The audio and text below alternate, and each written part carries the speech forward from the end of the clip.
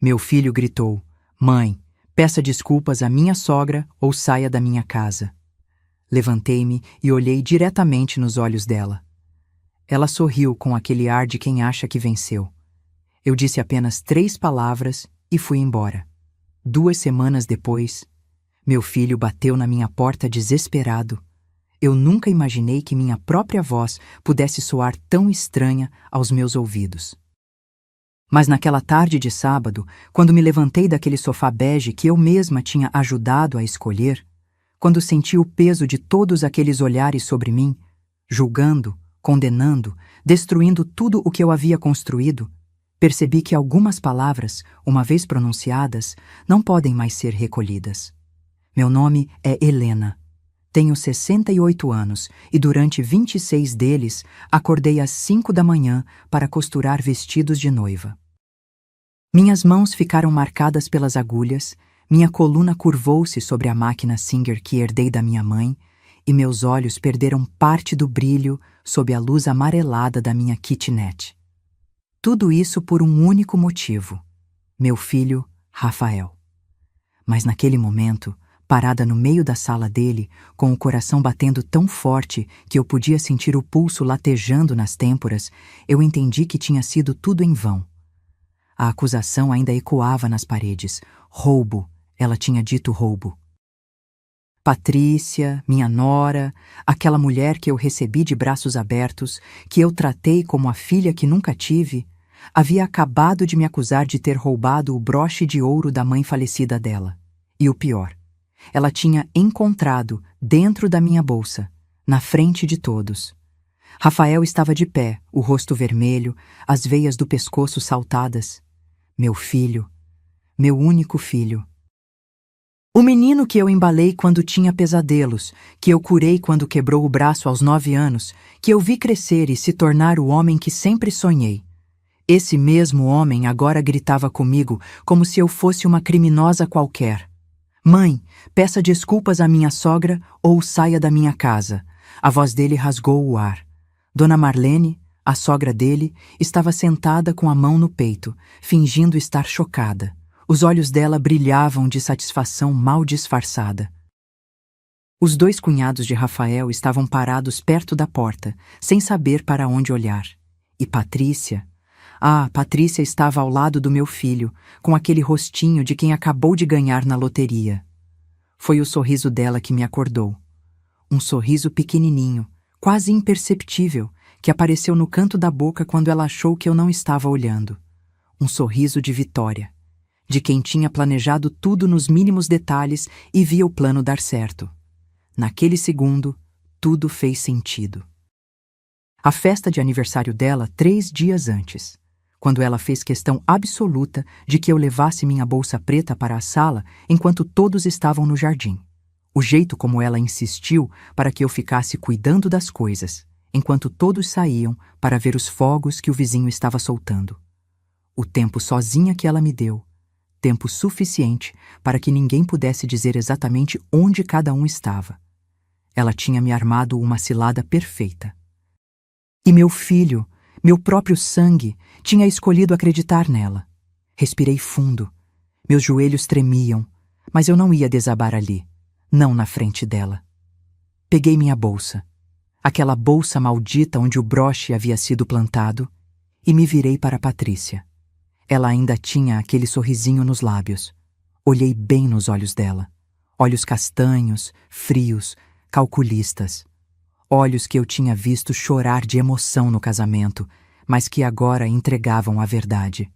Ela nunca me respeitou. Eu sempre fui apenas um obstáculo no caminho dela. O silêncio na sala ficou pesado. Rafael esperava que eu implorasse perdão, que eu me humilhasse, que eu caísse de joelhos. Dona Marlene ajeitou o colar no pescoço, esperando o show. Os cunhados trocaram olhares desconfortáveis, e então eu disse, apenas 3 palavras, calmas, firmes, carregadas de uma promessa que nem eu mesma sabia ainda como cumprir. Você vai pagar. Não gritei, não chorei. Apenas deixei cada sílaba cair no ar como uma sentença. O sorriso de Patrícia congelou. Virei as costas e caminhei em direção à porta. Rafael ficou parado, boquiaberto. Acho que ele esperava qualquer reação menos aquela. Esperava lágrimas, desespero, súplicas.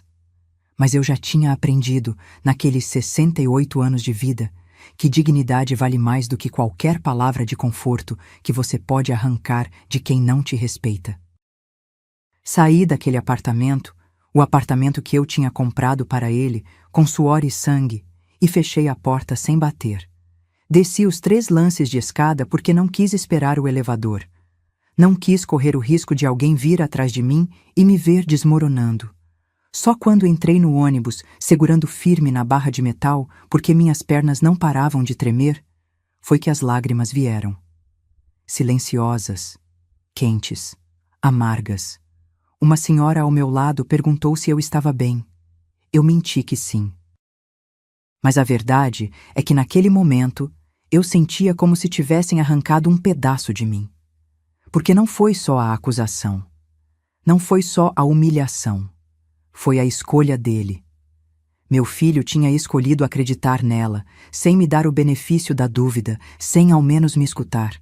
Ele me expulsou da casa dele, da minha casa, como se eu fosse nada.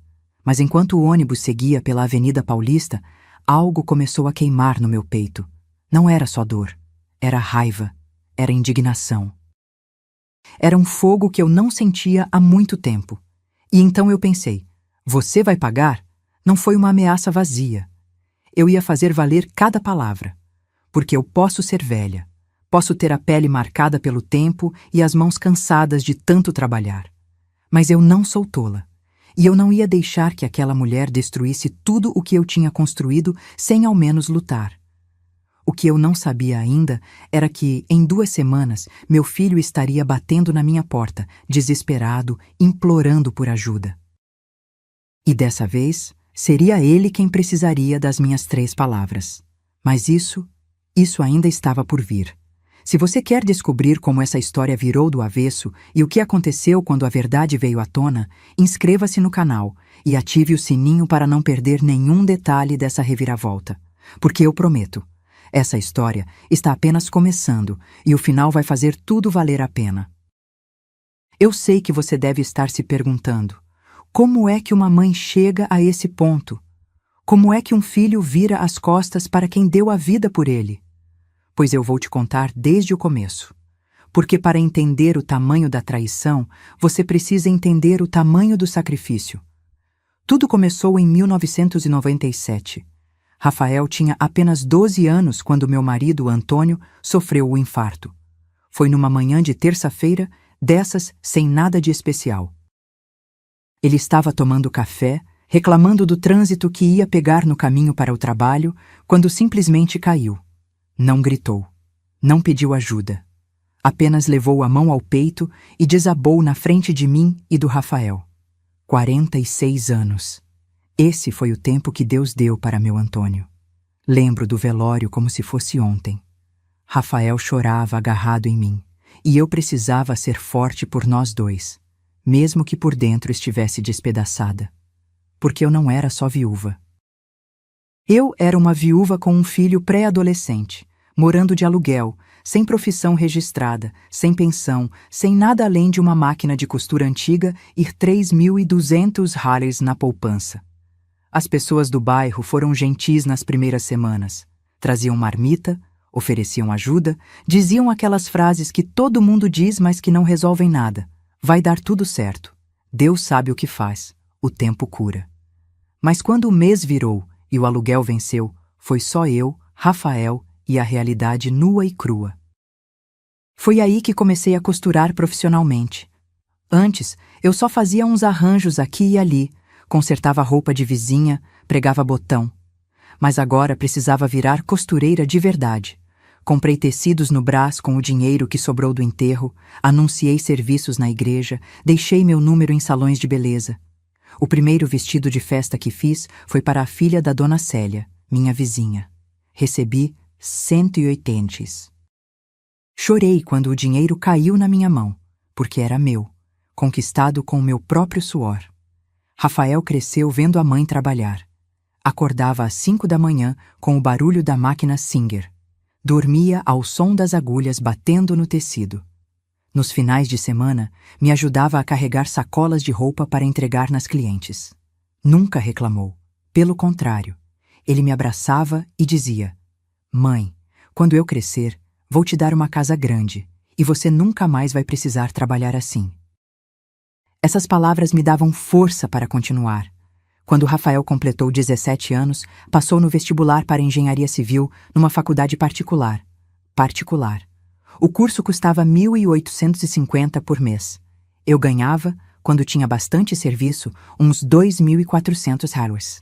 Fiz as contas. Mesmo cortando tudo, não ia dar. Foi quando comecei a fazer os vestidos de noiva. Vestido de noiva dá trabalho. São dias de prova, ajuste, renda, bordado, pedraria. Mas paga melhor. Cobrei Riond. 200 no primeiro, e a noiva ficou tão feliz que me indicou para 3 amigas. De repente, eu tinha fila de espera. Trabalhava até meia-noite, dormia 4 horas, acordava e recomeçava.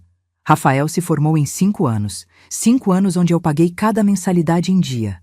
1.850 vezes 60 meses. Dá 111 mil reais. Mas com material, livros, transporte e alimentação, no final gastei 187 mil reais. Eu tenho cada recibo guardado, cada comprovante, cada nota fiscal. Quando ele se formou em 2005, foi o dia mais feliz da minha vida. Vi meu filho de beca recebendo o diploma e pensei: valeu a pena. Cada madrugada, cada agulhada no dedo, cada dor nas costas, valeu. Ele conseguiu um emprego bom, ganhando 3.200 reais por mês. Não era muito, mas era dele, conquistado com o diploma que eu paguei. Rafael morava comigo ainda, na kitnet de um quarto que eu tinha alugado no Jabaquara. Ele insistia em me dar 800 reais por mês para ajudar. Eu aceitava porque ele ficava feliz de contribuir, mas guardava metade para ele mesmo, sem contar. 2 anos depois, em 2007, Rafael conheceu Patrícia. Ela trabalhava como recepcionista numa clínica odontológica. Bonita, educada, simpática, cabelo liso na altura dos ombros, sorriso fácil, jeito de menina comportada. Quando Rafael me apresentou ela, pensei: graças a Deus meu filho encontrou alguém de bem. Que idiota eu fui. Eles namoraram 3 anos. Nesse tempo, eu me esforcei para criar uma relação boa com ela. Chamava Patrícia para almoçar todo domingo. Ensinei ela a fazer as receitas que Rafael gostava, até dei para ela uns brincos de prata que eram meus. Ela me chamava de mãe Helena e dizia que nunca tinha tido uma sogra tão carinhosa. Em 2010, Rafael me pediu ajuda. Ele e Patrícia queriam se casar, mas não tinham dinheiro para nada, nem festa, nem apartamento, nada. Ele estava ganhando 4.500 euros na época. Ela, 800, e os dois tinham acabado de financiar um carro usado. Eu tinha juntado, ao longo dos anos, 128 mil reais. Era minha reserva de emergência, minha segurança, meu futuro. Mas era meu filho pedindo. E uma mãe não nega, né? Paguei 65 mil reais para a festa de casamento. Buffet, decoração, vestido da noiva, que eu mesma costurei, mas comprei tecidos caríssimos que ela escolheu. Músico, tudo. Foi no salão do clube com 180 convidados. Patrícia chorou de emoção quando viu tudo pronto. Me abraçou e sussurrou: obrigada, mãe. Eu nunca vou esquecer o que a senhora fez por nós. Mas o maior presente veio em 2015. Rafael tinha sido promovido e estava ganhando 8.900 reais. Patrícia tinha largado o emprego porque disse que queria cuidar da casa e planejar uma família. Eles moravam de aluguel num apartamento pequenininho, e Rafael vivia reclamando que jogava dinheiro fora todo mês. Eu tinha juntado de novo, trabalhando sem parar, pegando encomendas de vestidos até de outras cidades. Tinha 340 mil reais na poupança. Era para ser minha aposentadoria, sabe? Eu já estava com 58 anos, começando a sentir dor nas mãos por causa de artrite. Mas quando Rafael me contou que tinha achado um apartamento de 2 quartos no Ipiranga, novinho, e que o dono pedia 340 mil reais à vista, eu não pensei duas vezes.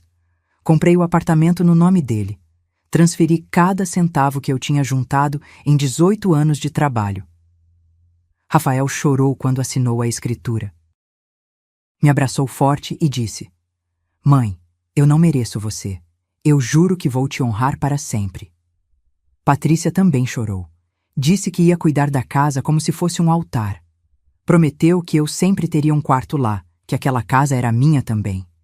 Continuei morando na minha kitnet. Um cômodo só, com banheiro minúsculo e cozinha americana. Pagava 950 ralhas de aluguel. Rafael insistiu para eu ir morar com eles, mas recusei. Disse que eles precisavam de privacidade, que eram um casal jovem, que eu ficava bem sozinha. A verdade? Eu não queria atrapalhar. Continuei costurando, mas mais devagar. Meu corpo não aguentava mais o ritmo de antes. Fazia uns 3, 4 vestidos por mês, ganhava em média 2.100 reais. Dava para pagar aluguel, comida e remédios. E eu era feliz. Feliz porque meu filho estava bem, porque ele tinha uma casa, uma esposa, uma vida digna. Eu tinha cumprido minha missão de mãe. Ou pelo menos era isso que eu achava.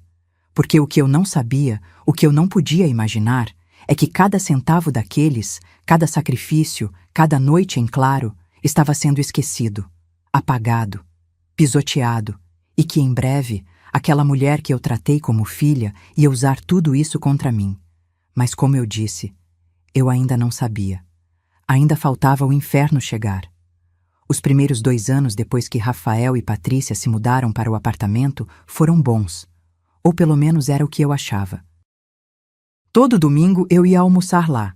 Levava uma sobremesa, às vezes um bolo de fubá que Rafael adorava desde pequeno, outras vezes um pudim de leite condensado. Patrícia sempre me recebia com um abraço, me chamava para ajudar na cozinha, pedia conselhos sobre tempero, sobre como deixar o arroz soltinho. Parecia genuíno, parecia real. Rafael estava feliz. Trabalhava muito, mas chegava em casa e encontrava a mesa posta, a casa arrumada, a esposa sorridente. Ele olhava para ela como se tivesse ganhado na loteria, e eu pensava: graças a Deus, meu filho encontrou uma mulher de verdade. Mas as coisas começaram a mudar em 2017. Rafael recebeu uma promoção grande, virou gerente de projetos e passou a ganhar 18.500 reais por mês. Era mais dinheiro do que ele jamais tinha visto na vida. Mais dinheiro do que eu jamais tinha visto na vida inteira. E foi como se alguém tivesse virado uma chave dentro de Patrícia. A primeira coisa que mudou foi a roupa dela. De repente, ela só usava marcas. Bolsa de couro, sapato importado, vestido que custava mais do que eu ganhava em um mês inteiro. O cabelo, que antes ela mesma pintava em casa, agora era feito num salão chique da Vila Mariana a cada 3 semanas. Unhas sempre impecáveis, maquiagem perfeita, perfume que você sentia a 3 metros de distância. Eu não julguei. Pensei, ela tem direito de se cuidar, né? O dinheiro é deles. Mas junto com a mudança de visual, veio a mudança de atitude. Num domingo, cheguei para o almoço usando uma blusa florida que eu mesma tinha costurado. Nada de especial, mas estava limpa, passada, apresentável. Quando entrei na sala, Patrícia olhou para mim de cima a baixo e soltou, com um sorrisinho fino: Sogra, a senhora não acha que sua roupa está muito caseira para a gente receber visita hoje? Visita? Eu era visita agora? Gelei. Rafael estava na cozinha e não ouviu. Patrícia continuou arrumando os guardanapos na mesa como se não tivesse acabado de me apunhalar. É que a Marlene, minha mãe, vai almoçar com a gente hoje, ela completou. E a senhora sabe como ela é, meio exigente com essas coisas. Eu não sabia o que dizer. Fiquei ali parada, segurando meu bolo de fubá que de repente parecia tão ridículo, tão deslocado naquele ambiente de cristais e louças finas. Dona Marlene chegou meia hora depois. Uma mulher de 62 anos, magra, com um corte de cabelo curtinho e moderno, roupa de grife, ar de quem estava avaliando tudo e todos. Ela me cumprimentou com 2 beijinhos no ar, daqueles que nem encostam no rosto, e logo foi sentar na cabeceira da mesa, o lugar que sempre era meu. Durante o almoço, Patrícia e Marlene só falavam de coisas que eu não entendia. Viagem para Miami que iam fazer, restaurante novo em Pinheiros que era uma experiência sensorial única, spa que custava $800 a diária. Rafael participava pouco, mas sorria, como se estivesse orgulhoso de poder proporcionar aquele estilo de vida. Eu comia em silêncio. Quando mencionei que tinha feito um vestido de noiva para a filha da dona Zilda, Patrícia deu uma risadinha e disse: "Sogra, será que a senhora poderia não falar muito sobre costura hoje? Constrange um pouco, sabe?" Constranger. Meu trabalho de 26 anos constrangia ela. Rafael não disse nada, apenas baixou os olhos para o prato. Aquele foi o primeiro dia em que senti o chão sumir debaixo dos meus pés. Mas piorou. As visitas começaram a ser canceladas. Rafael me ligava na sexta dizendo que domingo não ia dar, que eles tinham um compromisso. Ou que Patrícia estava com dor de cabeça, ou que iam viajar para o litoral. Sempre uma desculpa diferente, mas o resultado era o mesmo. Eu ficava fora. Quando conseguia ir, percebia os olhares. Patrícia revirava os olhos quando eu falava algo. Marlene me tratava com aquela educação gelada, de quem está fazendo um favor em me tolerar. E Rafael? Rafael estava tão encantado com a vida nova dele que não via, ou não queria ver. Um dia, eu cheguei mais cedo sem avisar. Tinha feito um doce de abóbora que Rafael adorava e quis fazer surpresa. Toquei a campainha, mas ninguém atendeu. Fui até a janela da sala, aquelas venezianas têm umas frestas, e olhei para dentro. Eles estavam almoçando. Rafael, Patrícia e Dona Marlene. A mesa estava posta com aquela toalha bordada que eu tinha dado de presente de casamento. Tinha flores no centro, taças de vinho. Eles conversavam, riam, pareciam uma família. Uma família da qual eu não fazia parte. Fiquei ali parada, segurando minha vasilha de doce, sentindo as lágrimas queimarem nos olhos. Não toquei a campainha de novo. Não quis estragar o momento deles. Simplesmente voltei para casa, coloquei o doce na geladeira e chorei o resto da tarde. Os comentários de Patrícia foram ficando piores. "Sogra, a senhora já pensou em tingir esse cabelo? Porque esses fios brancos estão envelhecendo demais a senhora." "Nossa, que sandália é essa? Parece da feira da madrugada." "Rafael, será que sua mãe não podia usar um creme dental melhor?" Notei que o hálito dela... Ela falava baixo, quando Rafael não estava por perto. Ou disfarçava como se fosse preocupação, como se estivesse me ajudando. Mas cada palavra era uma lasca de vidro entrando na minha pele. E o pior, eu comecei a acreditar. Comecei a achar que realmente estava feia, ultrapassada, deslocada. Parei de levar bolos. Passei a comprar alguma coisa pronta em padaria chique, mesmo gastando o dinheiro que não tinha. Comprei uma blusa nova, mais moderna, que me deixou com 3 dias de orçamento apertado. Tentei pintar o cabelo sozinha em casa e ficou irregular, manchado, e Patrícia fez questão de notar. "Ai, sogra, que pena que ficou assim. Se quiser, eu te indico meu cabeleireiro. Só que lá é meio carinho, 450 a tintura, mas o resultado compensa.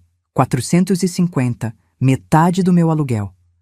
Rafael começou a falar menos comigo. As ligações ficaram mais curtas, mais formais. Quando eu perguntava como ele estava, ele respondia: "Bem, mãe, trabalhando muito." E pronto. Não contava mais sobre os projetos, sobre os colegas, sobre a vida dele.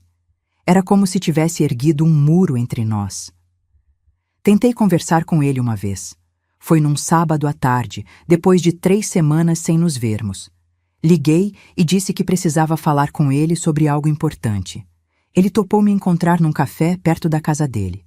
Quando cheguei, ele já estava lá, mexendo no celular. Me cumprimentou com um beijo rápido e logo perguntou: "E aí, mãe, o que foi? Aconteceu alguma coisa?" Tomei coragem e disse: "Filho, eu sinto que você está distante. Sinto que não faço mais parte da sua vida. Será que eu fiz alguma coisa errada?" Ele suspirou. Aquele suspiro cansado de quem não quer ter aquela conversa. Mãe, é impressão sua. Eu só estou muito ocupado no trabalho. E a Patrícia também tem os compromissos dela, sabe? A gente tem uma rotina agora. Mas isso não significa que eu não te amo. Mas, filho, eu quase não vejo mais você. E quando vejo, sinto que a Patrícia não gosta muito que eu esteja lá. Ele me cortou. Mãe, para com isso. Patrícia adora você. Ela sempre fala bem da senhora. O problema é que às vezes você fica com umas manias de vó chata, sabe? Fica falando de coisa de antigamente, fica reclamando das roupas dela, fica dando palpite onde não devia. Fiquei muda. Eu nunca tinha reclamado das roupas de Patrícia. Nunca tinha dado palpite, mas ela tinha feito Rafael acreditar nisso. Filho, eu nunca... Mãe, eu preciso ir. Patrícia me ligou, a gente tem um jantar daqui a pouco. Ele pagou o café, me deu um abraço rápido e foi embora. Fiquei sentada naquela mesa por quase 1 hora, olhando para a xícara vazia, tentando entender onde eu tinha errado, onde tinha perdido meu filho. A verdade doía demais para eu aceitar. Eu não tinha perdido ele. Ele tinha sido roubado de mim. E a ladra usava batom vermelho, sorria bonito e me chamava de sogra enquanto me apagava aos poucos da vida dele. Mas eu ainda não sabia até onde ela era capaz de ir. Ainda não sabia que o pior estava por vir. E que quando chegasse, seria tão cruel que eu quase não sobreviveria. Passei 6 meses praticamente invisível na vida do meu filho. 6 meses onde os telefonemas ficaram raros, as visitas inexistentes, e os domingos se transformaram num vazio que doía mais do que qualquer agulhada que eu já tinha levado costurando. Acordava todo domingo com aquele aperto no peito, olhava para o telefone esperando que tocasse, que Rafael dissesse: Mãe, vem almoçar com a gente. Mas não tocava. Eu tentava ligar, mas ele sempre tinha uma desculpa pronta. Mãe, hoje a gente vai sair. Hoje a Patrícia não está bem. Hoje a gente já combinou com o pessoal do trabalho. Até que parei de ligar. Porque tem um limite para a humilhação que a gente aguenta, sabe? Tem um ponto onde você percebe que está incomodando, que está sobrando e que o melhor a fazer é se recolher. Mas o pior não era a ausência dele. O pior era sentir que eu estava sendo substituída. Foi numa tarde de quinta-feira, 3 da tarde, que decidi passar na frente do apartamento. Não ia tocar a campainha, não ia incomodar. Só queria... sei lá, sentir que estava perto do meu filho, mesmo que fosse só olhando para a janela fechada. Quando cheguei na esquina, vi o carro de Rafael parado na garagem. Achei estranho, porque normalmente ele só chegava depois das 7. Fiquei ali parada, na calçada do outro lado da rua, sem saber se tocava a campainha ou se ia embora. Foi quando a porta do prédio se abriu. Saíram Rafael, Patrícia e Dona Marlene. Os 3 rindo, Rafael carregando sacolas de supermercado, Patrícia de braço dado com a mãe. Eles entraram no apartamento como uma família perfeita, uma família que não precisava de mim. Senti como se tivessem socado meu estômago. Ele tinha tirado a tarde de folga para ficar com a sogra dele, mas nunca tinha tempo para a própria mãe. Voltei para casa chorando no ônibus. Uma menina de uns 10 anos sentada do meu lado me ofereceu um lenço de papel. Eu agradeci e fingi que estava com alergia, mas a verdade queimava. Meu filho estava me esquecendo. E pior, ele estava substituindo minha presença pela sogra que ele nunca teve. As redes sociais pioraram tudo. Eu não usava muito, mas tinha criado um Facebook para acompanhar as fotos de Rafael. E foi lá que vi, foto após foto de almoços em família. Mas a família era sempre Rafael, Patrícia e Marlene. Churrasco na laje do prédio, os 3 lá, sorridentes. Aniversário de Patrícia?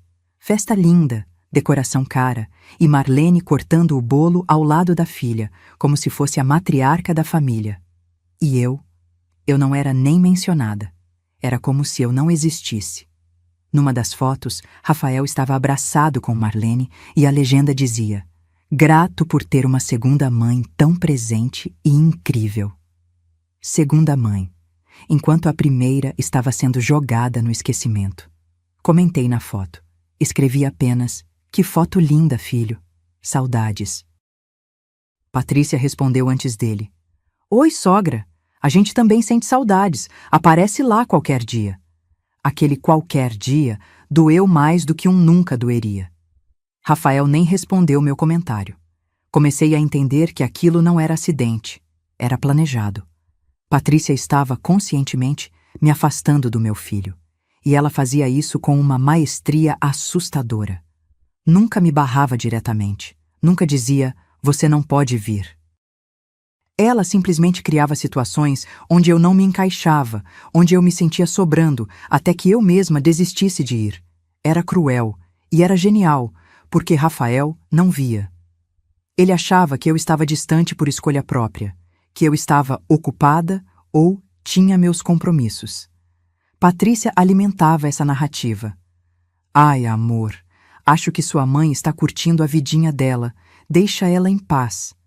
Sua mãe está ficando mais independente. Que bom, independente." Como se escolher ficar sozinha aos 66 anos fosse libertador. Tentei uma última vez. Era julho, frio de doer os ossos, quando liguei para Rafael num sábado de manhã. "Filho, eu estava pensando, faz tanto tempo que a gente não conversa direito. Que tal a gente tomar um café só nós dois? Como antigamente." Silêncio do outro lado. "Mãe, olha, eu tô meio sem tempo agora. Trabalho tá puxado demais." "Mas é só um café, filho. 1 horinha." É que a Patrícia marcou uma coisa para hoje, e eu já confirmei presença. "Então amanhã? Ou na semana que vem?" Outro silêncio. Mais longo, mais pesado. "Deixa eu ver na minha agenda e eu te ligo, tá bom?" Ele nunca ligou. Naquela noite, deitada no meu colchão fino de solteiro, na minha kitnet gelada, onde o barulho dos vizinhos atravessava a parede, eu chorei até não ter mais lágrimas. Chorei pelos 26 anos de trabalho. Chorei pelas madrugadas em claro. Chorei pelos 340 reais. 000 que eu dei sem pensar 2 vezes. Chorei pelo menino que me abraçava e dizia que eu era a melhor mãe do mundo. Porque aquele menino não existia mais. No lugar dele tinha um homem que eu não reconhecia. Um homem que escolhia agradar a sogra em vez de honrar a própria mãe. Um homem que me tratava como uma obrigação que ele podia adiar indefinidamente. E o pior, eu sabia quem era a responsável. Patrícia tinha feito um trabalho perfeito.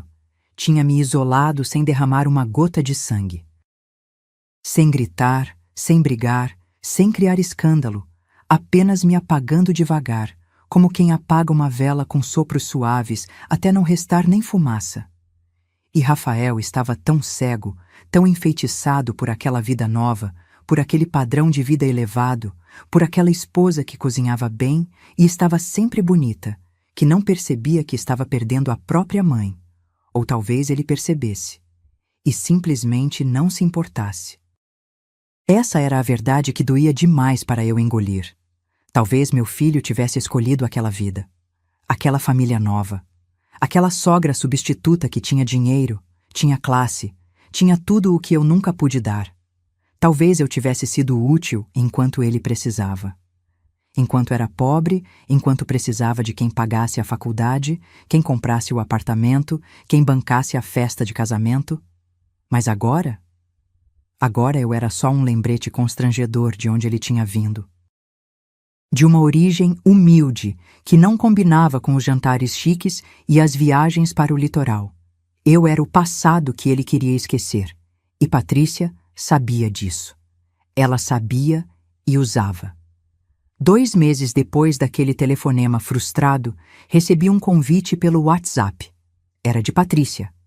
Uma arte digital bonitinha, dessas de aplicativo, convidando para o aniversário dela. Sua presença é muito importante para nós. Fiquei feliz. Pensei. Talvez as coisas estejam melhorando. Comprei um presente simples, mas bonito, uma caixinha de música que tocava Ave Maria. Gastei 130 reais que eu não tinha, mas não importava. Era uma chance de reconectar com meu filho. A festa seria num sábado à tarde, na casa deles. Quando cheguei, percebi que era maior do que eu esperava. Tinha pelo menos 30 pessoas. Colegas de trabalho de Rafael, amigas de Patrícia, os cunhados, Dona Marlene, tios que eu nunca tinha visto. Fui recebida com educação, mas sem calor. Patrícia me deu um abraço rápido, agradeceu pelo presente sem abrir e logo se virou para cumprimentar outras pessoas. Rafael estava na churrasqueira, conversando com os amigos, tão entretido que mal me viu entrar. Fiquei ali, perdida no meio da sala, segurando uma taça de refrigerante, sem ninguém para conversar. Até que uma amiga de Patrícia puxou o assunto. Você é tia da Patrícia? Não, sou a sogra dela. Ah, a mulher deu um sorriso amarelo e logo encontrou uma desculpa para se afastar. Passei 2 horas ali. 2 horas de solidão no meio da festa. Via Marlene sendo tratada como rainha, todos rindo das piadas dela, Rafael enchendo o prato dela, Patrícia tirando 1000 fotos com a mãe. E eu? Eu era o móvel da sala. Quando a noite caiu, tinha fogos de artifício sendo soltos na rua. O vizinho estava comemorando algo e todo mundo saiu para o jardim para ver. Patrícia pediu que eu ficasse cuidando das coisas, enquanto todos saíam. Só para ninguém roubar nada, sogra. A senhora não se importa, né? Fiquei sozinha na sala. Ouvia as risadas lá fora. Via os clarões dos fogos pela janela. E ali, no silêncio daquela casa que eu tinha comprado, entendi. Eu não era família. Eu era a empregada. Voltei para casa naquela noite, sentindo que tinha sido usada mais uma vez. Mas o que eu não sabia é que aquela festa tinha sido muito mais do que uma humilhação. Tinha sido o primeiro passo de um plano. Um plano que, em poucos dias, ia me destruir completamente. 3 dias depois da festa, numa terça-feira de manhã, meu telefone tocou. Era Patrícia. A voz dela estava diferente, trêmula, chorosa, desesperada. Sogra, a senhora está aí? Meu coração disparou. Quando alguém te liga nesse tom, você já imagina o pior. Estou sim, filha. O que aconteceu? É o Rafael? Não, não é ele. É uma coisa minha, muito grave. Eu preciso te contar, mas não queria preocupar o Rafael ainda. Sentei na cama. As mãos começaram a suar. Pode falar, Patrícia. O que foi? Ela fungou alto, como se estivesse enxugando lágrimas. O broche da minha mãe sumiu. Aquele de ouro, sabe? Que ela me deu antes de morrer. É a única coisa de valor que eu tinha dela. Eu não entendia por que ela estava me contando aquilo, mas tentei consolar. Calma, filha. Você já procurou bem? Às vezes a gente guarda num lugar e esquece. Já revirei a casa inteira, sogra. Não está em lugar nenhum. Eu guardava ele numa caixinha na cômoda do quarto, e agora não está mais lá. A voz dela subiu de tom, beirando o histérico. E o pior é que teve muita gente em casa no sábado, na minha festa, gente que eu nem conhecia direito. E se alguém pegou? Meu estômago gelou. Você acha que alguém roubou? Eu não sei, sogra. Eu não quero acreditar nisso, mas... O broche valia 8.500 reais. Minha mãe tinha mandado avaliar antes de morrer. Era ouro maciço, com 3 pérolas pequenas, uma peça de 1952, e agora sumiu. Tentei ser racional. Patrícia, você precisa fazer um boletim de ocorrência.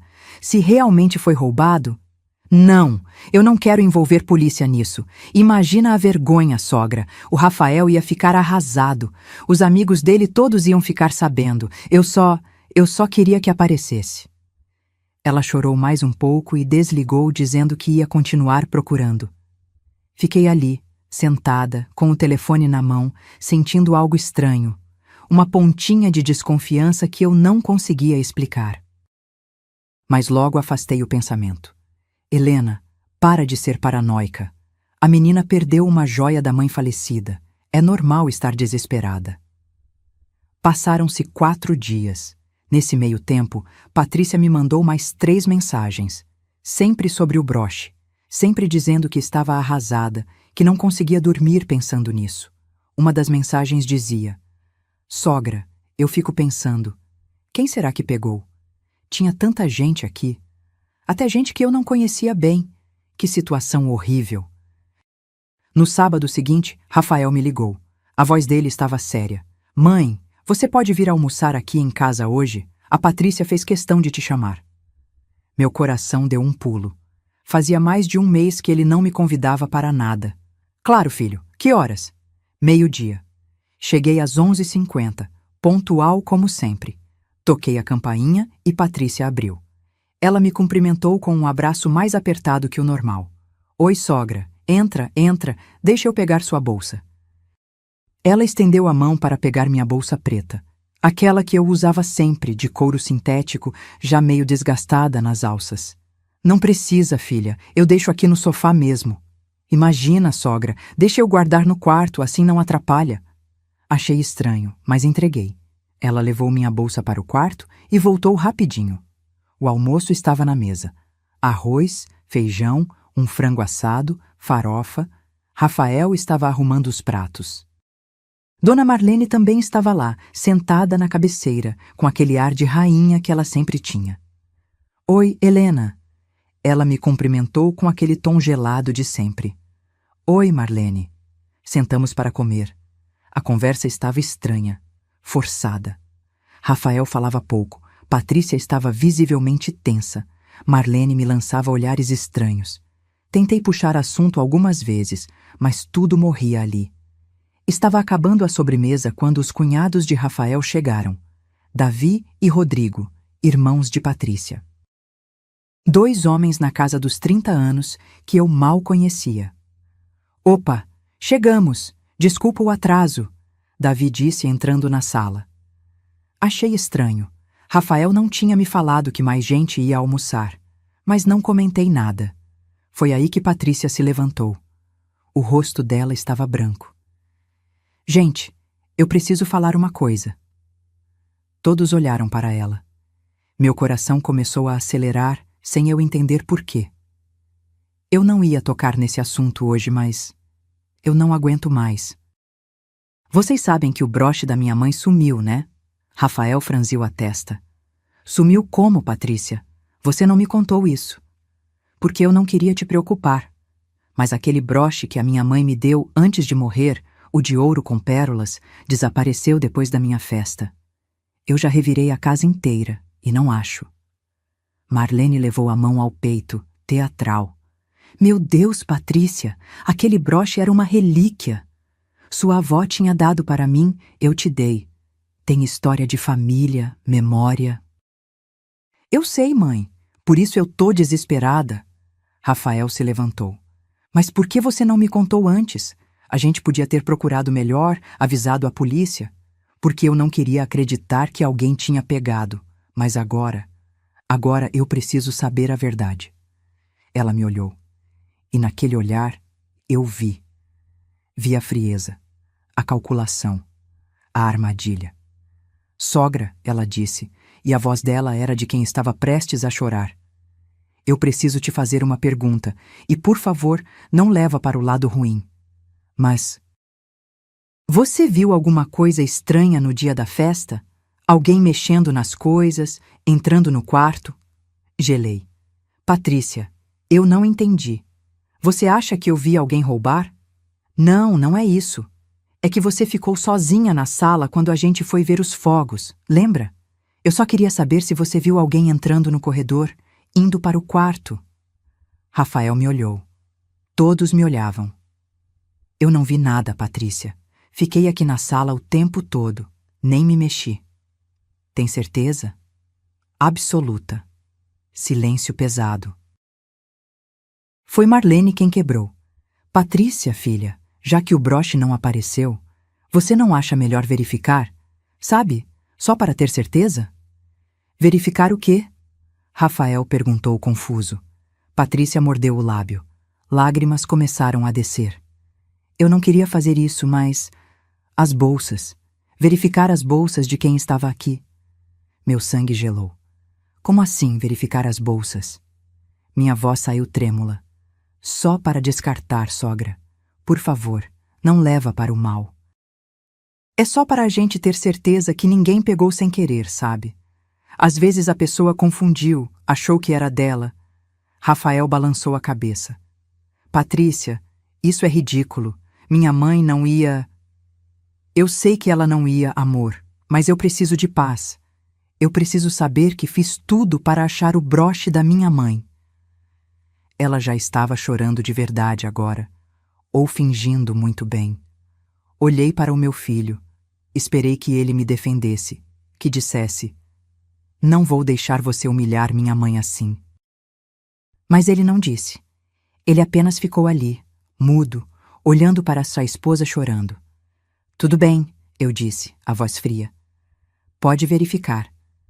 Patrícia foi buscar minha bolsa no quarto. Voltou segurando ela com as duas mãos, como se fosse uma prova criminal. Colocou em cima da mesa de jantar, abriu o zíper e enfiou a mão lá dentro.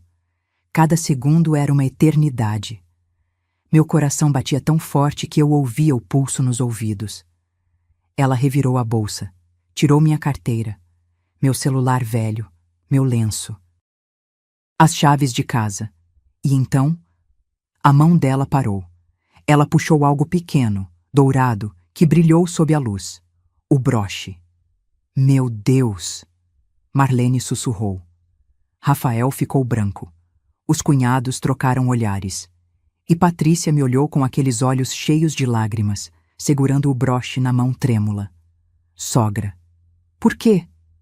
O mundo desabou. Eu não conseguia respirar. Era como se alguém tivesse enfiado um punho no meu peito e arrancado o ar de dentro. Olhei para o broche dourado na mão de Patrícia, aquelas 3 pérolas pequeninas brilhando sob a luz da sala, e meu cérebro simplesmente travou. Isso não é possível. Foi tudo o que consegui dizer. Marlene se levantou da cadeira tão rápido que a mesa tremeu. Eu não acredito. Patrícia, minha filha, eu sinto muito. Que situação horrível. Mãe, eu também não queria acreditar. Patrícia chorava, apertando o broche contra o peito. Rafael estava paralisado, olhando para mim como se eu fosse uma estranha. Filho, eu não peguei isso. Eu juro por Deus, eu não sei como esse broche foi parar na minha bolsa. Minha voz saiu aguda, desesperada. Eu estava implorando para que ele acreditasse em mim, mas os olhos dele estavam cheios de confusão, de decepção, de nojo. Mãe, como? Por quê? Eu não peguei, gritei, e minha voz ecoou pela sala inteira. Os cunhados deram um passo para trás. Davi sussurrou algo para Rodrigo que eu não consegui ouvir. Patrícia fungou alto, enxugando as lágrimas com as costas da mão. Sogra, eu não entendo. Se a senhora precisava de dinheiro, por que não pediu? A gente ia ajudar. Não precisava fazer isso. Eu não fiz nada. Minha voz rachava. Alguém colocou isso na minha bolsa. Alguém armou para mim. Armou? Marlene soltou uma risada seca. Pelo amor de Deus, Helena, quem ia fazer uma coisa dessas? E por quê? Olhei para Patrícia. Olhei fundo naqueles olhos castanhos. E por uma fração de segundo, vi. Vi o brilho de vitória escondido sob as lágrimas. Vi o canto da boca dela querendo subir num sorriso que ela lutava para conter. Ela tinha feito aquilo. Tinha plantado o broche na minha bolsa. Mas como eu podia provar? Rafael, filho, olha para mim. Minha voz estava quebrada, mas eu precisava que ele me ouvisse. Eu criei você sozinha. Trabalhei 26 anos para te dar tudo. Você acha mesmo que eu ia roubar? Ele passou a mão pelo rosto, visivelmente abalado. Mãe, eu não sei o que pensar. O broche estava na sua bolsa. Porque alguém colocou lá. Quem, mãe? Quem ia fazer isso? O grito dele me fez recuar um passo. Nunca, em 44 anos de vida, Rafael tinha levantado a voz comigo daquele jeito. Patrícia soluçou mais alto, dramática. Amor, por favor, não grita. Isso está sendo horrível para todo mundo. Ela se aproximou de Rafael, colocou a mão no braço dele. Ele a puxou para um abraço protetor, como se ela fosse a vítima ali. E ali, vendo meu filho abraçar aquela víbora, aquela mentirosa, aquela manipuladora perfeita, algo dentro de mim quebrou. Não foi a dor, não foi a injustiça, foi a humilhação. A humilhação de estar ali, naquela sala que eu tinha pago, sendo acusada de roubar, sendo tratada como criminosa, sendo olhada com pena e desprezo por pessoas que não sabiam de nada. Marlene cruzou os braços, me encarando com aquele ar superior.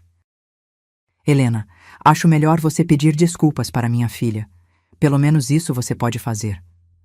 Pedir desculpas, por algo que eu não fiz, para aquela mulher que tinha destruído a relação entre mim e meu filho. Eu não vou pedir desculpas, falei, a voz baixa mas firme, porque eu não fiz nada. Mãe!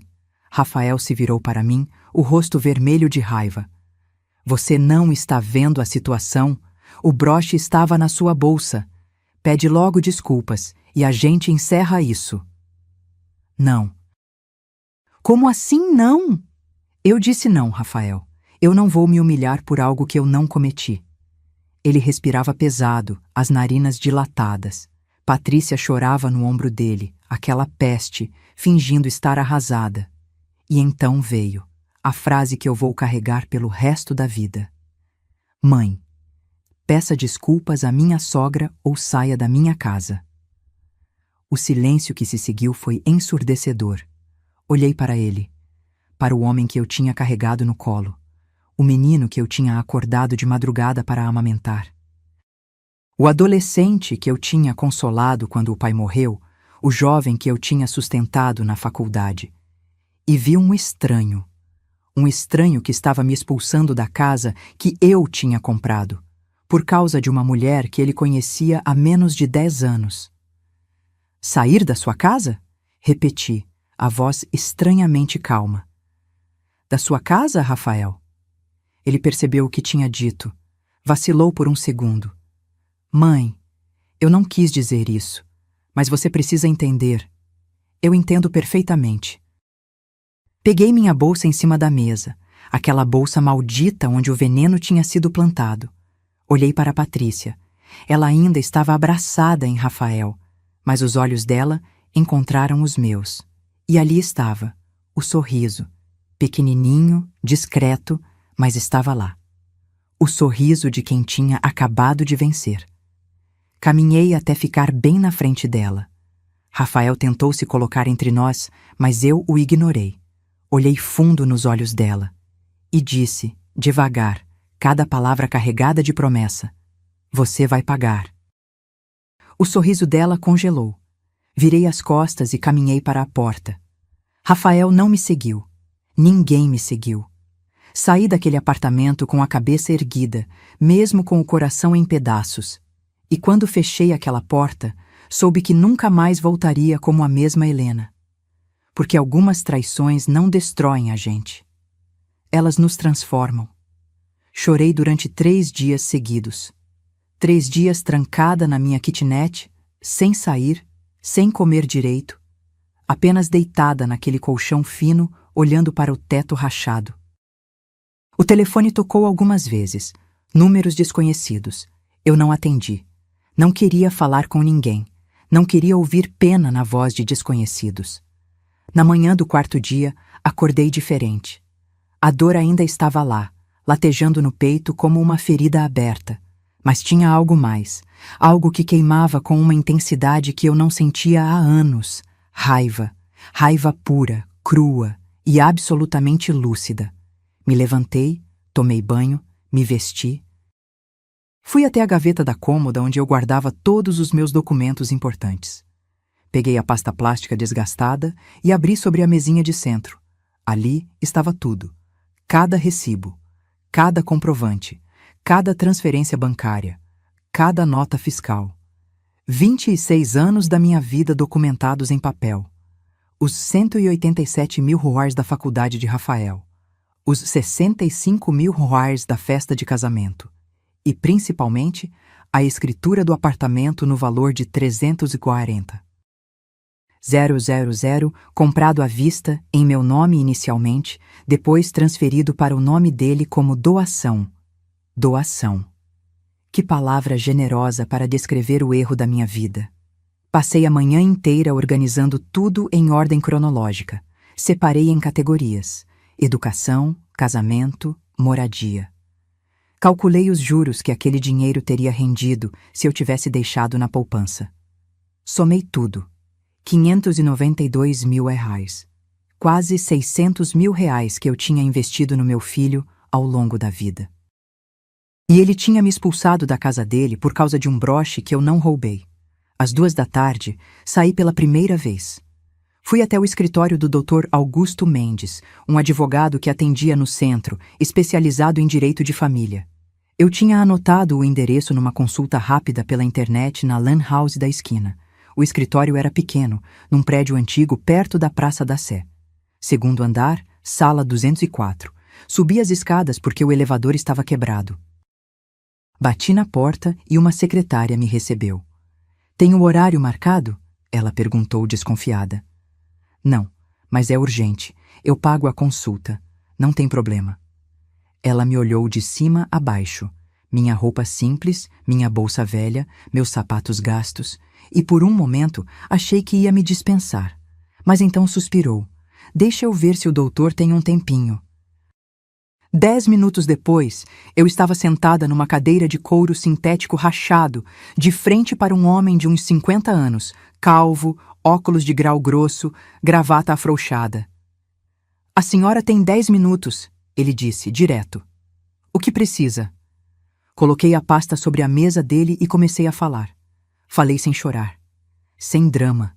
Apenas fatos. Quanto eu tinha investido no meu filho. Como ele tinha me acusado de roubo. Como tinha me expulsado de casa. E que eu queria saber meus direitos. "Doutor." Augusto folheou os documentos em silêncio. Parou na escritura do apartamento. Leu com atenção. "Essa doação foi registrada quando?" "Em 2015. E houve cláusula de reversão?" "Cláusula de quê?" Ele tirou os óculos e me olhou com uma expressão que misturava pena e irritação. "Senhora Helena, quando a senhora doou esse imóvel para seu filho, poderia ter incluído uma cláusula dizendo que, em caso de ingratidão ou descumprimento de deveres, a doação seria revertida. Mas não tem nada disso aqui." Meu coração afundou. "Então, eu perdi tudo?" Ele suspirou. "Não necessariamente. Existe uma coisa no Código Civil chamada revogação de doação por ingratidão. Se o donatário, no caso seu filho, cometer ato que configure ingratidão grave, como ofensa física, injúria grave ou recusa de alimentos quando o doador está em necessidade, a doação pode ser judicialmente revertida. Ele me expulsou de casa me acusando de ladra. Isso conta?" Dr. Augusto coçou o queixo. "Conta. Mas você vai precisar provar. E vai precisar de testemunhas, gravações, alguma coisa concreta." Eu não tinha nada disso. "Quanto custa um processo desses?" "Uns 8 mil reais de honorários iniciais, mais custas judiciais. E pode demorar anos." Anos. E dinheiro que eu não tinha. Saí de lá me sentindo pior do que quando entrei. A realidade era cruel. Mesmo tendo razão, mesmo tendo provas do que investi, eu não tinha como lutar. Mas então, caminhando pela rua Barão de Itapetininga, parei em frente a uma placa pequena. Investigações particulares. Descrição garantida. Algo dentro de mim acendeu. Subi até o 3º andar. Toquei a campainha.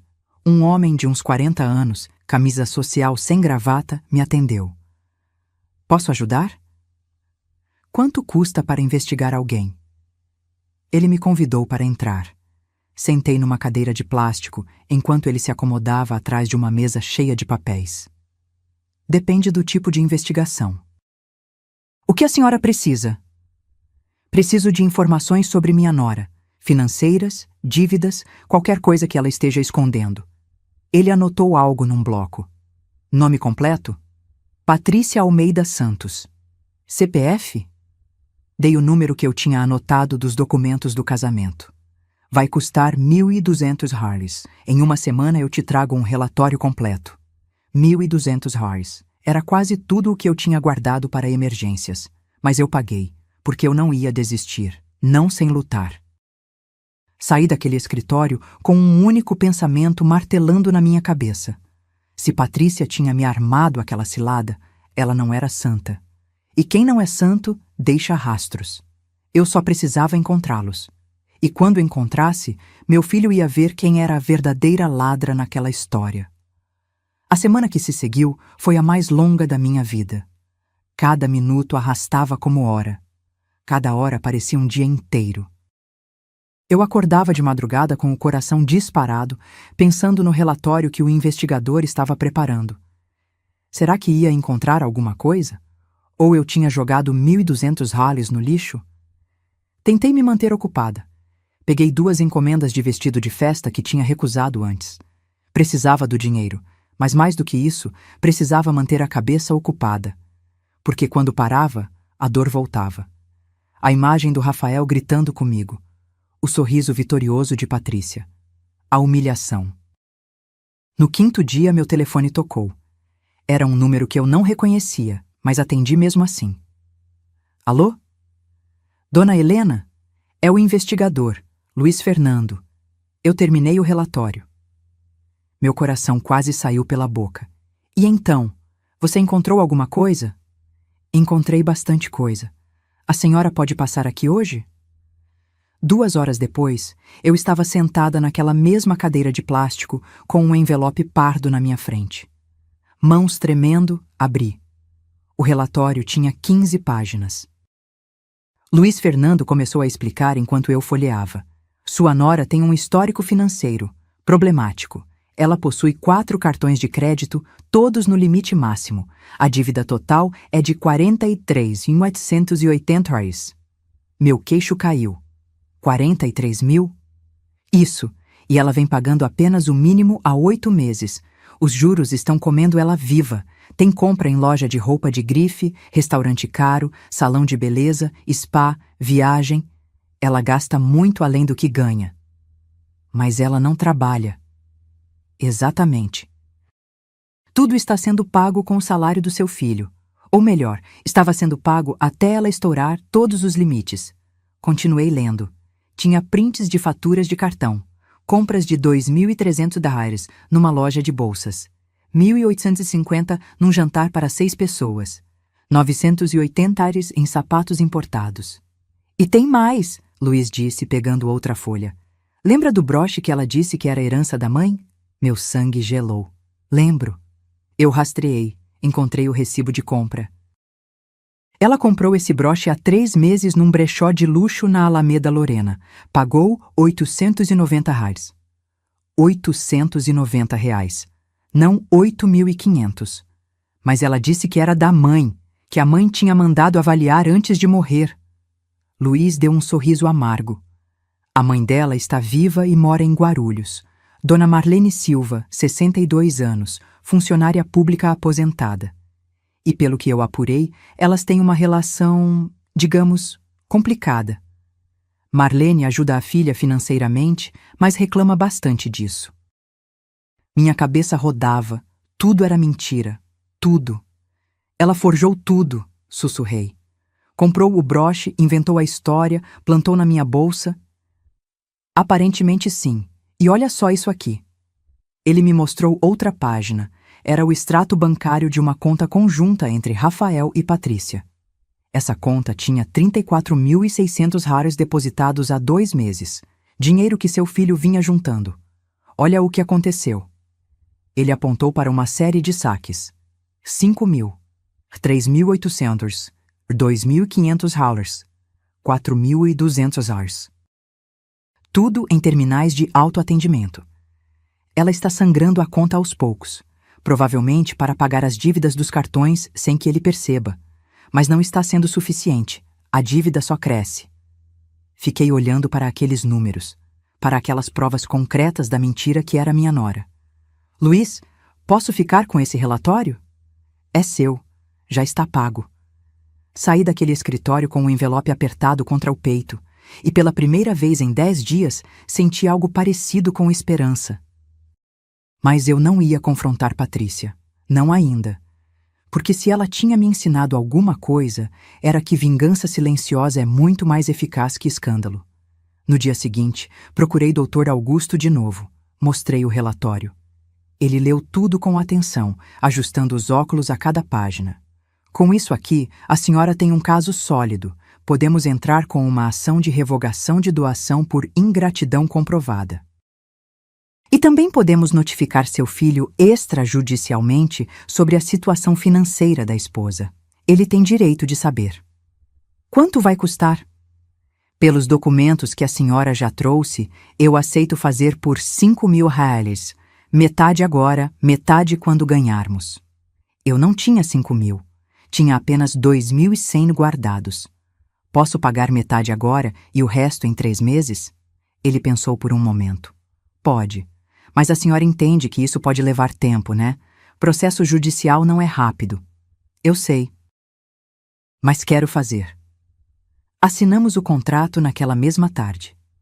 Dr. Augusto preparou uma notificação extrajudicial, um documento formal, com toda aquela linguagem jurídica, informando Rafael de que eu estava requerendo a devolução do apartamento ou o valor equivalente atualizado, com base em ingratidão grave e comprovada, e anexou cópia de todos os comprovantes de pagamento. Isso vai ser entregue pessoalmente para ele, no trabalho, provavelmente. Um oficial vai bater lá e entregar. E sobre as dívidas da Patrícia? Isso eu sugiro que a senhora entregue pessoalmente, numa conversa cara a cara com seu filho, longe dela. Concordei. 3 dias depois, a notificação foi enviada. E então, eu esperei. Esperei com a paciência de quem passou 26 anos acordando às 5 da manhã para costurar. Porque eu sabia que quando Rafael recebesse aquele documento, quando visse preto no branco quanto eu tinha investido nele, quando o advogado dele explicasse a gravidade da situação, ele teria que olhar para mim de novo. E dessa vez eu não seria mais a velha humilhada. Seria a mulher que ele tinha subestimado. 10 dias se passaram depois que a notificação foi entregue. 10 dias de silêncio absoluto. Eu não liguei para Rafael. Não mandei mensagem. Não fui atrás. Apenas segui minha vida, costurando, pagando contas, dormindo mal, acordando com o coração apertado. Mas dessa vez era diferente. Eu tinha feito alguma coisa. Tinha reagido. E isso me dava uma força estranha, uma dignidade que eu achava que tinha perdido naquela sala. Na noite do 11º dia, era quase 10 horas quando ouvi batidas na porta da minha kitnet. Não eram batidas normais. Era alguém socando a porta com desespero. Bum, bum, bum. Mãe, mãe, abre, por favor. Gelei. Era a voz de Rafael. Mas não era o Rafael que tinha me expulsado de casa. Era um Rafael quebrado, desesperado, quase gritando. Corri até a porta e abri. Ele estava ali, no corredor mal iluminado, camisa amarrotada, cabelo bagunçado, olhos vermelhos e inchados. Parecia que não dormia há dias. Filho, o que aconteceu? Ele entrou tropeçando, e antes que eu pudesse dizer qualquer coisa, desabou no meu ombro chorando. Chorando como uma criança. O corpo dele inteiro tremia. Mãe! Mãe, me desculpa. Pelo amor de Deus, me desculpa. Fechei a porta devagar, ainda processando o que estava acontecendo.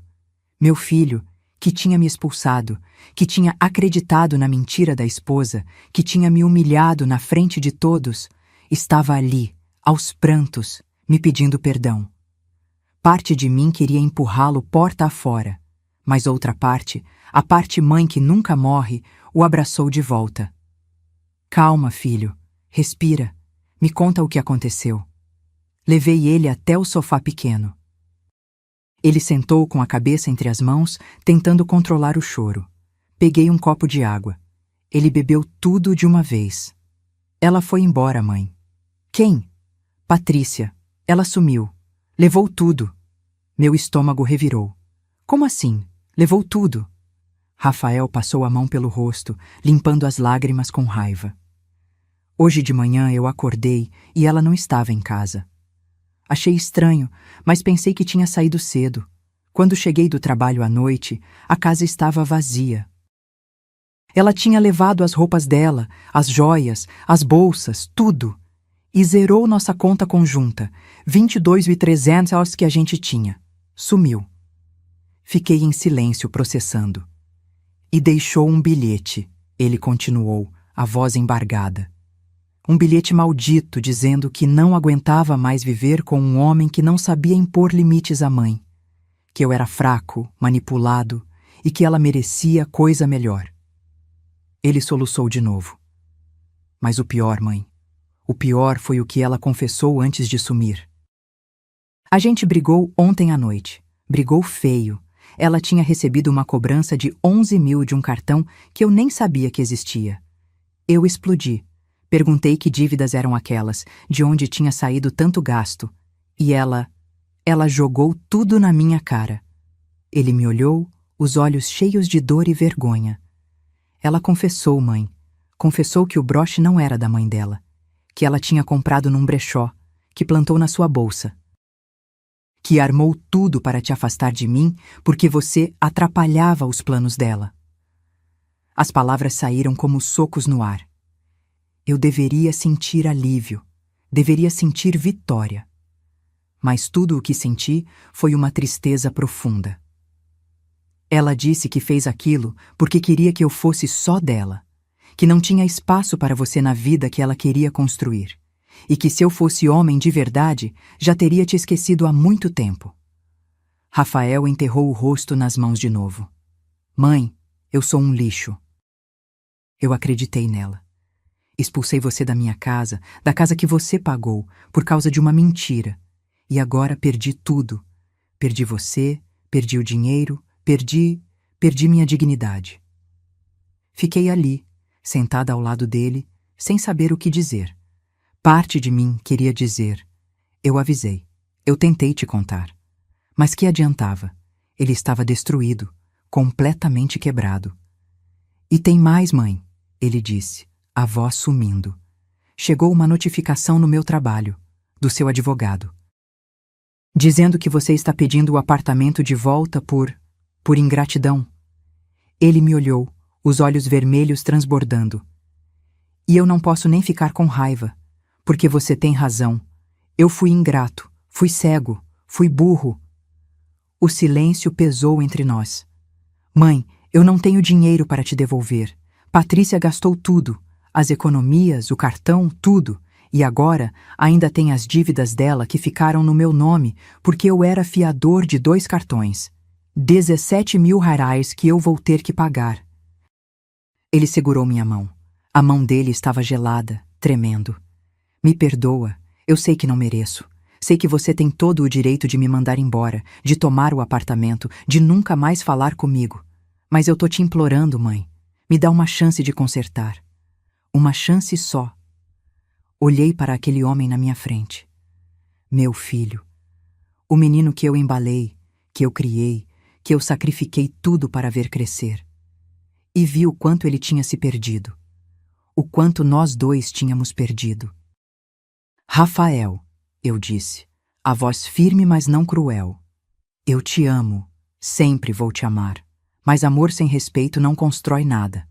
E você me desrespeitou da pior forma possível. Me acusou de ladra, me expulsou da minha própria casa. Escolheu acreditar numa mentira em vez de me dar o benefício da dúvida. Ele baixou a cabeça envergonhado. Eu sei, mãe, e eu vou carregar isso pelo resto da vida. Então você vai aprender, continuei. Vai aprender que confiança se conquista, que família não é descartável. E que dignidade tem preço. Ele olhou para mim, esperançoso e assustado ao mesmo tempo. Você vai me perdoar? Respirei fundo. Vou, porque você é meu filho, mas com uma condição. Rafael me olhou com aqueles olhos vermelhos, cheios de uma mistura de esperança e medo. Ele esperava que eu dissesse algo simples, algo fácil, mas eu não ia facilitar. Não dessa vez. Qual condição, mãe? Levantei, fui até a gaveta onde guardava os documentos e voltei com a pasta que tinha levado para o advogado. Coloquei na mesinha de centro na frente dele. Abre. Ele abriu com mãos trêmulas. Começou a folhear. Vi o exato momento em que a ficha caiu. Os olhos dele se arregalaram ao ver os valores, os recibos, os comprovantes, página após página de sacrifício documentado. Mãe, eu não sabia que era tanto. Não sabia ou não quis saber? Ele ficou em silêncio. 187 mil na sua faculdade, 65 mil no seu casamento, 340 mil no apartamento. Isso sem contar os anos que eu te sustentei morando comigo, a comida, a roupa, o material escolar, tudo. Você sabe quanto isso dá atualizado com juros? Ele balançou a cabeça, incapaz de falar. Quase 600 mil reais, Rafael. 600 mil. Enquanto eu morava numa kitnet de 950 de aluguel, comendo arroz e ovo para economizar, você vivia uma vida que eu nunca vou ter. As lágrimas dele voltaram a cair. Eu sou um egoísta. Sim, mas egoísmo tem cura. Sabe como? Ele me olhou, esperando. Humildade, trabalho e consequências. Sentei de novo ao lado dele. A minha condição é a seguinte: você vai vender o apartamento. O rosto dele ficou branco. Vender? Isso mesmo. Vai vender, vai pagar todas as dívidas que ficaram no seu nome por causa daquela mulher, e com o que sobrar, você vai comprar um lugar mais simples. Um lugar que caiba no seu bolso real, não nas mentiras que vocês dois estavam vivendo. Ele abriu a boca para protestar, mas eu levantei a mão. Não terminei. Você vai fazer isso sozinho, sem minha ajuda, sem meu dinheiro, sem meu nome como fiador ou qualquer coisa do tipo. Porque você precisa aprender a viver de acordo com o que você ganha, não com o que eu construí para você. Rafael passou a mão pelo rosto, engolindo seco. E quando você tiver feito isso, quando estiver morando num lugar humilde, pagando suas contas com seu próprio suor, aí sim a gente reconstrói nossa relação, aos poucos, com respeito de verdade. Mas mãe, se eu vender o apartamento e pagar as dívidas, vai sobrar pouco. Eu vou ter que morar longe, num lugar pequeno. Bem-vindo à minha vida dos últimos 26 anos. Ele ficou mudo.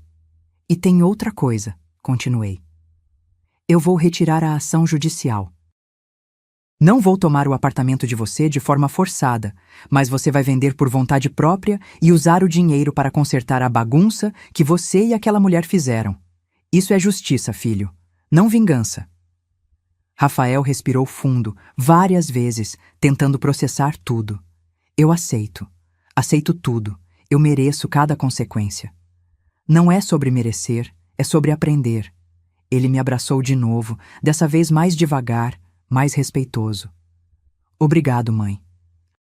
Obrigado por não desistir de mim mesmo, eu não merecendo. Retribui o abraço, mas mantive a firmeza. Agora vai para casa. Amanhã você começa a resolver sua vida. E quando precisar de conselho, pode me ligar. Mas dinheiro? Isso acabou. Você é um homem adulto, formado, com profissão. Está na hora de agir como um. Ele assentiu, limpou o rosto e se levantou. Antes de sair, virou-se para mim uma última vez. Mãe, sobre a Patrícia. Você quer que eu tente achar ela? Fazer alguma denúncia? Pensei por um momento. Não. Deixa ela ir. Gente assim carrega o próprio veneno.